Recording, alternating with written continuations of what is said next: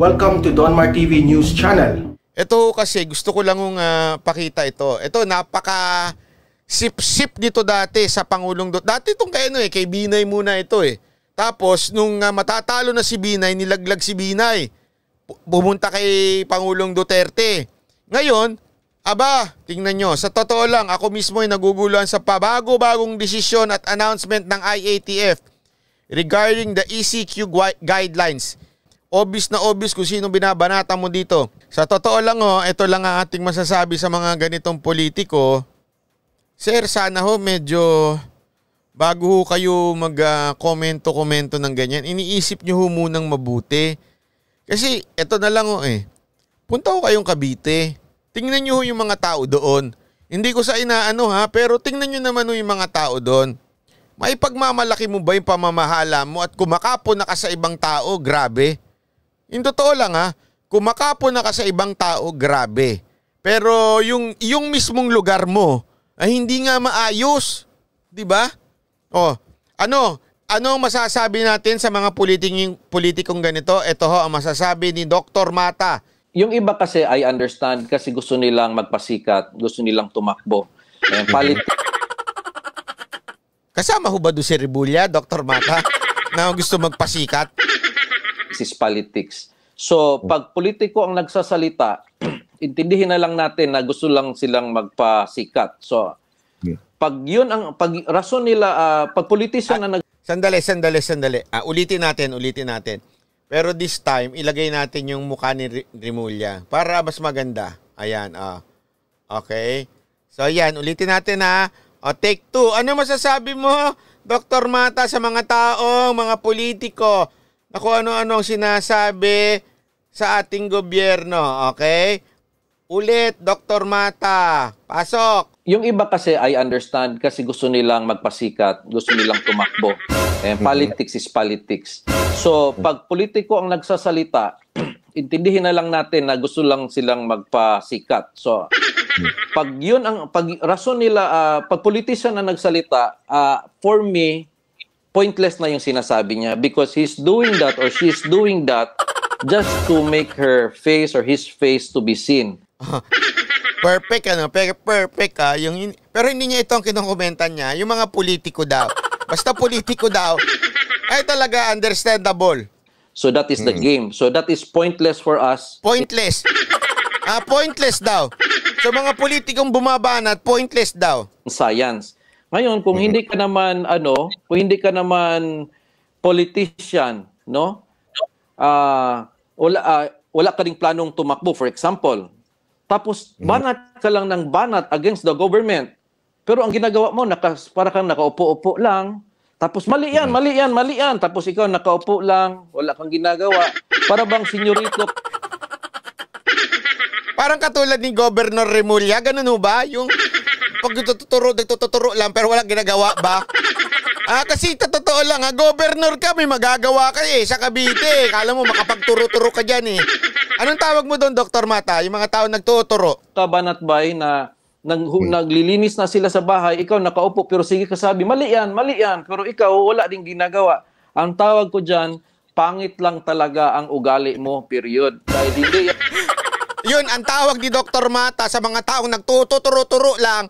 Ito, pangit siya, pero walang ginagawa, nakaupo lang. Pangit lang talaga ugali mo. Okay, so yun pala ibig sabihin nun. Ang turo ng mga magulang ko. Ang turo ng magulang ko, tumulong ka at tumahimik ka. Huwag yung nakaupo ka lang, tapos tira ka lang ng tira as though alam mo lahat. So, ibig sabihin, either you're just a politician, he really just wants to run. That's understandable, di ba? But may balak ito Sabi, narinig ko lang naman May balak daw tumakbong presidente ito si Remulla. Ang bihirang buhay. Kala mo kaganda ng Cavite para tumakbo ka ng presidente. Umayos ka nga, Remulla. At by ganun naman talaga ang politics. But for us, that is pointless because that is just self-serving lang po. Self-serving. Self-serving daw. Pambira naman buhay oo. Or talagang pangit lang talaga ugali mo kasi pangit lang daw talaga ugali. Baka ganun. Sandali, linawin natin na hindi yung pinatutukuyan ni Dr. Mata si Rimulya. Ang sinasabi lang niya, yung mga taong nagtuturo-turo, wala namang ginagawa. Marami ho niyan. Nandyan ho yung mga senador. Nagtuturo, ay mali ang gobyerno, ay meron pa nga dyan. Mali kayong lahat! Mali kayong IITF! Mali kayong lahat! Ang tawag mo doon? Anong tawag mo doon? Pangit lang talaga ugali. Okay? Sino nga ho ba yun? Sino yung mga senador na yun? Pakibanggit nga ho. Sino yung mga senador na ganon? Yung nagtuturo lang na nagtuturo. Wala kayong magawa. Mali kayo. Anong tawag doon? Pangit lang talaga ugali. Ay nako, anong tawag dyan? Pangit lang talaga ang ugali. Oh. Ha? Wala kang Sino yung mga senador na yun? ginagawa. Itong hirap na nga itong iba. Tapos ikaw, banat ka lang ng banat na wala ka namang effort na ginagawa. Para bang, that's really, yung ugali mo lang talaga ay pangit. Yun na, wala akong ma-explain doon, banat bay. Wala akong ma-explain doon. Ayan. Oh, mahaba pa ho yung banatan namin na yan, ha? Panoorin nyo ho, mamaya, i-upload ko ho yan, ha? Dapat pala, in-upload ko na ngayon, no? Basta upload ko yan, makikita nyo, ha? Ang tawag ho dyan, pangit lang ho talaga ang ugali. Napakarami ho niyan ngayon. Sus, ginoog yun, ha? Ana Rimulya, natauhan ka ba? Andiyan ka pa pala? Sito naman si Rimulya, oo. Naandiyan ka pa pala, akala ko na wala ka na. Hindi ko naman sinasadya yun, ha? Ay, by the way, masyado daw ho tayong maingay, sabi nung kapitbahay ko. Pwede ho ba natin matahi-tahimik? Kasi ho, meron ho nagising. Nagising ho si Drilon bigla. Sabi ni Drilon, nauna nang sinabi ni Vice President Robredo na wala siyang desisyong kaugnayan. Sabi naman ni Drilon, VP Robredo most qualified to be the next president. Dahil ho sa ingay ninyo may nagising. Pambihira kayo. Natutulog to si naiistorbo si Senator Drilon eh. Ayan. Nagising tuloy. Ganito ko siya sabi niya, may COVID. Dami nang may COVID. Next president, si Robredo. Tulog uli. Pambihira yan, oo. Ewan ko ba? Ano bang nangyayari sa bayan na ito kung hindi pangit lang talaga ugali, tulog. Kawawa naman tayo. Mga binuto ninyo kung sino-sino. Yung ibang mayor, ito nga yung sinasabi ko sa inyo eh. Ito ang problema ho. Alam nyo, dito sa pandemya na ito, nagkakalabasan talaga kung sino yung totoong magaling na mayor at hindi magaling na mayor. Dito mo rin nagkakalabasan kung sino yung mahilig magpapoging mayor at sino yung tahimik lang, hindi mo man nakikita. Nagulat nga ako dito yung namimigay eh. Hindi yung mayor. Hindi, nagets yung ibig ko sabihin. Bakit wala yung mayor? Hindi ho ba mahilig, sa totoo lang hindi ho mahilig si Mayor Lino na nagpapalabas-labas, video-video. Hindi ho siya mahilig.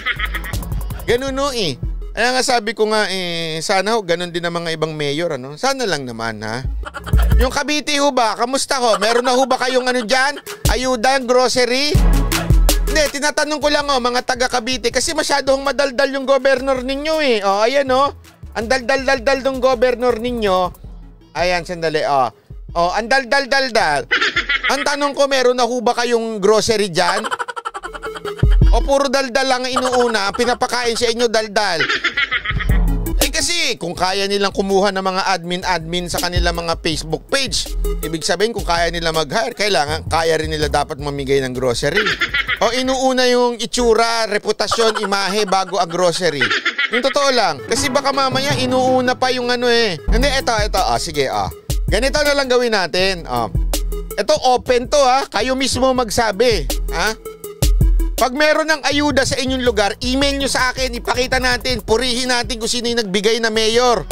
Kung sino yung governor na nagbigay sa inyo ng ayuda ng grocery. Purihin natin. Ang daldal ng governor dito sa Cavite, tas wala pa kayo. Ano pinagagawa ng governor nyo? Nadadaldal lang. Ito sabi ni Lily Abarquez sa Manila. Ito monthly kami binibigyan 16 canned goods, 2 kilos bigas at coffee. Ayan binasa ko yan. Sa Maynila daw yan, monthly. Totoo ba yun mga taga Maynila?